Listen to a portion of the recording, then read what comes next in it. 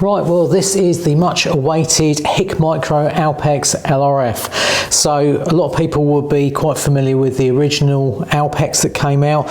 Very popular scope, a lot of people very happy with that. A lot of people bought that and are still using that.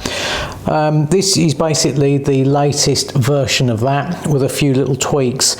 Now I like the original Alpex, but there were a few little things that did kind of niggle me a little bit with it.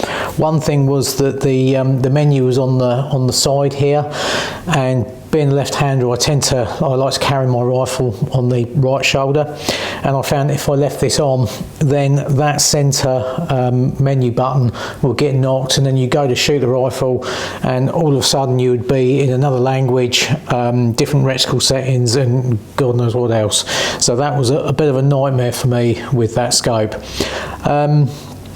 The other thing which got me a few times was the buttons were quite closely together on the eyepiece here, and it was very easy to, when you're trying to record in the dark, to hit the power button, which would then start a countdown, which you couldn't stop on the original one, so you had to wait for it to finish counting down, shut off, and then fire it back up again.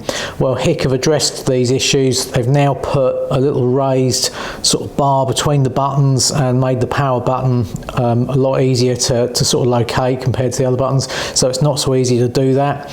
There's also a little light that comes on, very tiny little LED light there just on the button, so you know it's on. Again, that also helps you to locate the power button. They've also, in this model, they've incorporated a laser rangefinder. This works in conjunction with a ballistic program that they've also built into this scope. So literally all you need to do is touch the button on the back here, pings the laser rangefinder, and then that will highlight a mark on the vertical crossbar, so it actually moves the diagonal cross, the centre cross, down the crosshair, and moves it down onto the vertical bar where you need to be aiming for longer range shots. I took this out the other night and shot first full foxes of the year with it. Had a little play around with that. I shot a bunny with it at what was it, about 230 metres or something, or 230 yards, just to sort of to test it, and it worked really well. So I think that if you've got it all set up right, that will be a very useful addition to the scope. You have obviously, of course, got the colour day screen as well. Another feature actually with this one is it automatically shifts from night to day depending on the ambient light. The zoom function's on the top here. Another nice feature that they've incorporated on this model is you can also play the footage back via the scope. You haven't got to go into the app, find the video you've just taken and play it back. You can do it all through the eyepiece on the scope itself, which is a really nice little feature.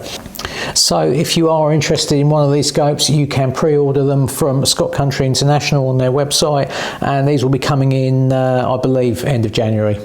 So there you go, a quick rundown of the HikMicro Alpex LRF.